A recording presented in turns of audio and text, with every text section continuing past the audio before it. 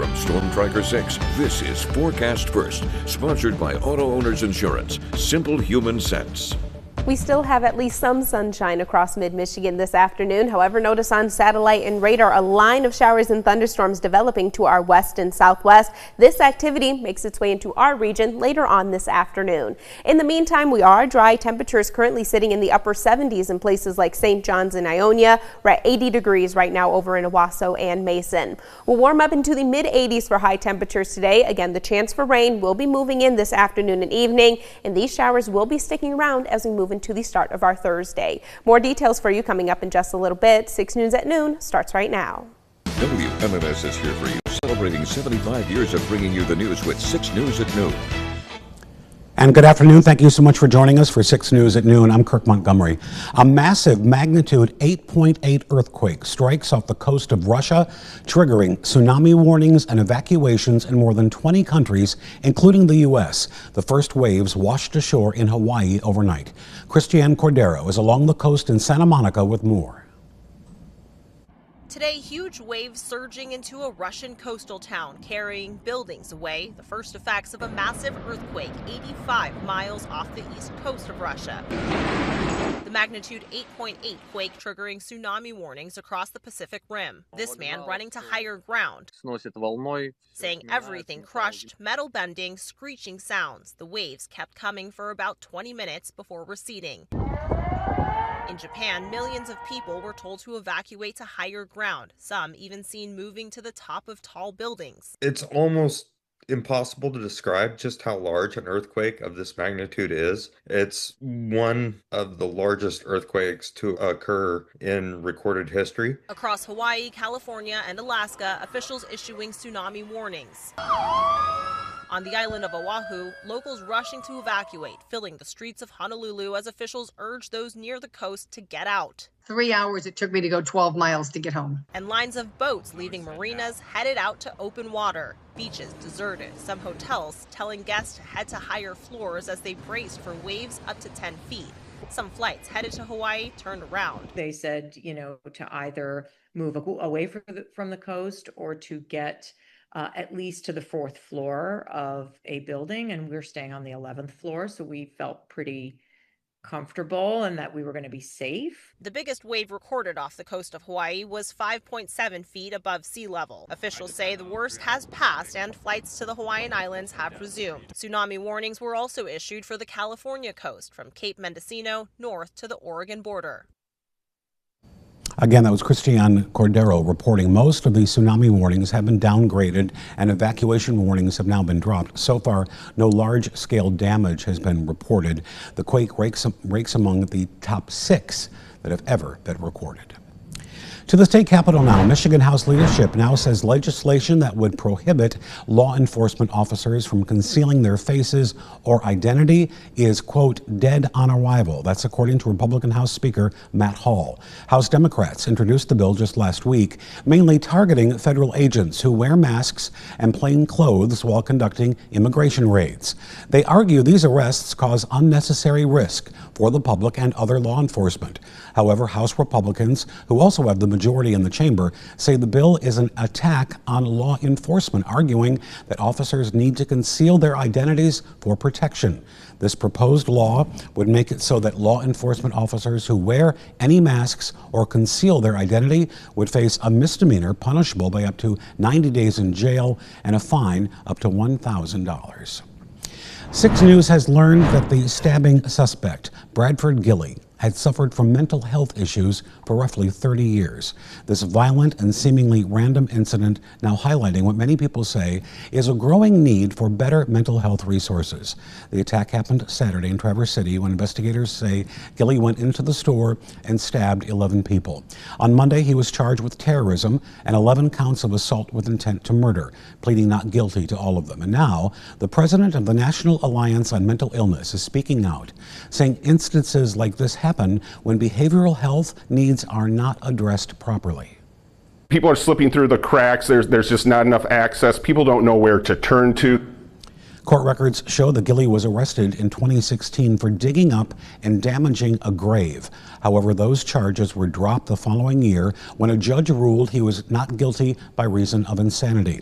Gilley is set to be back in court on August 12th. Meanwhile, health officials say 2 of the stabbing victims remain in serious condition. The Capital Region International Airport now has an electric aircraft charger. Officials unveiled the new technology at a ribbon cutting earlier today. Rachel Ramsey is there and shares what this means for Mid-Michigan. Hi, Rachel.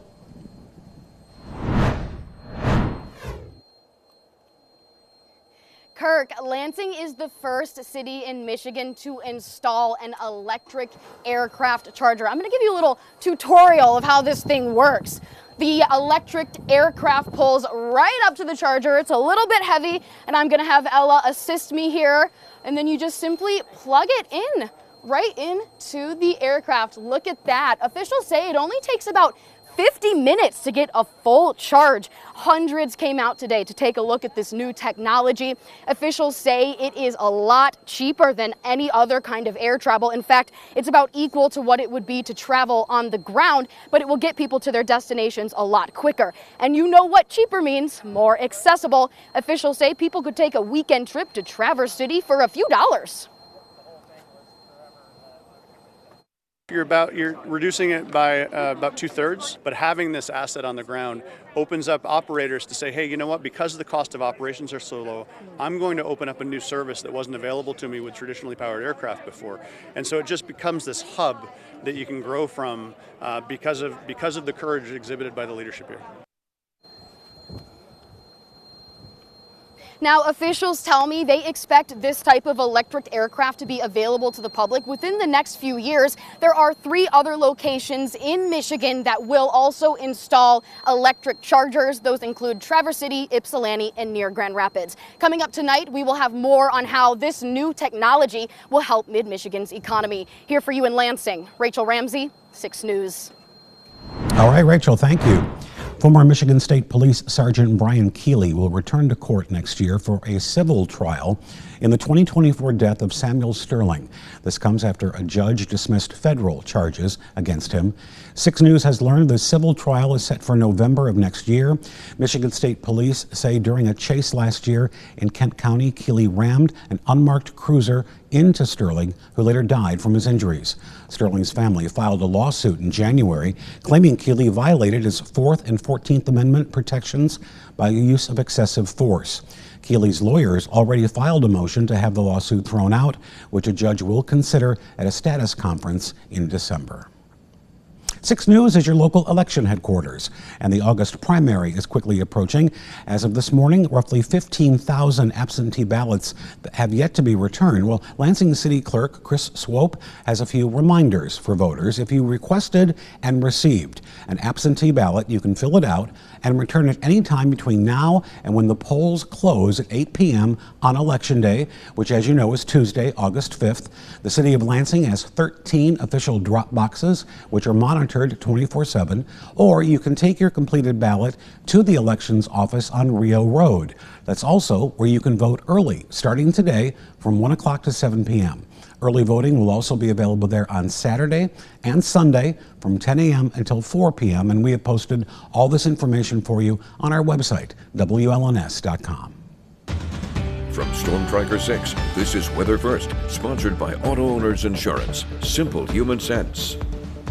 Canadian wildfire smoke making a return to the state of Michigan. That wildfire smoke is going to be able to make it incredibly close to the surface and therefore impact our air quality not only as we go throughout the rest of our Wednesday, but also we're still going to be seeing some impacts across the entire region as we move throughout the day tomorrow as well. So as a result, we do have air quality alerts in place across the entire region. These alerts set to expire by the end of the day on Thursday. That smoke concentration is going to slowly but surely build across mid-Michigan as we go throughout the rest of our Wednesday. It is going to be peaking just in time for our Thursday morning, and since we have rain showers in the forecast at this same time, it's going to be able to bring that smoke a lot closer to the surface as well. Now, the good news is this smoke is not going to be sticking around for long. We are eventually going to push all of that wildfire smoke out of the region by the time we finish off our Thursday, just in time for a very sunny forecast that we have not only for Friday, but I still have a lot of sunshine in the forecast for the weekend as well. Now, in terms of the impacts to air quality, as we go throughout the rest of the day today and tomorrow, we are going to be listed in that unhealthy for sensitive group categories. So that means that we are anticipating impacts for anyone who maybe suffers from upper respiratory diseases such as asthma. In addition to the wildfire smoke, we are also going to be tracking the chance for precipitation. Notice on satellite and radar, we already have this line of showers and thunderstorms developing over in central and western portions of Illinois. That system going to slowly make its way into mid-Michigan, eventually turning up the chance for these scattered rain showers. By the time we hit 5-6 o'clock this evening, a more widespread and soaking rainfall going to be expected as we go throughout the overnight hours tonight. Now, even though this particular model has us drying things out by the time we hit 9 o'clock Thursday morning, I do still think we'll be holding on to the chance for precipitation as we move into the first few hours of our Thursday afternoon. By the time we hit 2-3 o'clock, we'll dry things out, and as I mentioned before, we're staying dry and adding in a lot more in the way of sunshine just in time for our Friday. Now, rainfall total is actually going to be highest right along and south of I-94, with some locations picking up as much as 1 to 2 inches of rainfall from this one system alone. We are also looking at some localized higher amounts possible, since we are also seeing the chance for those thunderstorms across the region.